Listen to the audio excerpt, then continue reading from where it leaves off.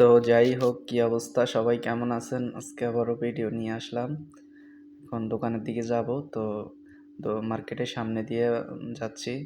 তো দেখেন, নাস্তা খাওয়ার জন্য কতগুলা গাড়ি যে দাঁড়ায় রয়েছে আপনার বলার বাহিরে।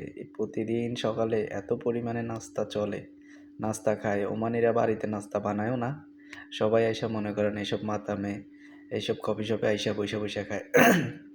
আর এটা হচ্ছে আমাদের মার্কেটের সামনের সাইড। আমি তো পিছন সাইড দিয়ে বাইরে, তো আজকে মার্কেটের সামনের সাইড ভাবছি ভিডিও করে দেখাবো। এই যে দেখছেন না, এই ছাতার মতো, এগুলোর মধ্যে বসে বসে সবাই নাস্তা করে। আর এত চলাচলে তো বলার বাইরে, কি লম্বা সিরিয়াল গাড়ি। আমি এখন দেখাবো সামনে। সরম বলতে, এখানে ভিডিও করা যায় না, সবাই চাইয়া থাকে, বুঝছেন না, একটা অন্যরকম ফিল আছে, এজন্য ভিডিও করি না সহজে। তো বুঝতে দিই না যে ভিডিও করি। আর তাছাড়া এটাও নিষেধ ভিডিও করা। এই যে দেখছেন সিরিয়াল, এই মাথার থেকে ওই মাথার থেকে এই মাথা পর্যন্ত, লাস্ট পর্যন্ত সিরিয়াল নাস্তা খাওয়ার জন্য। কি পরিমাণে চলে মানে বলার বাইরে। এই সবগুলা গাড়ি খাড়ানো কি জন্য? ওই নাস্তা খাইতে গেছে, ওই ছাতার ভিতরে বসে নাস্তা খাইতে আসছে। আর এটা হচ্ছে একটা সাদিক এগো দোকান।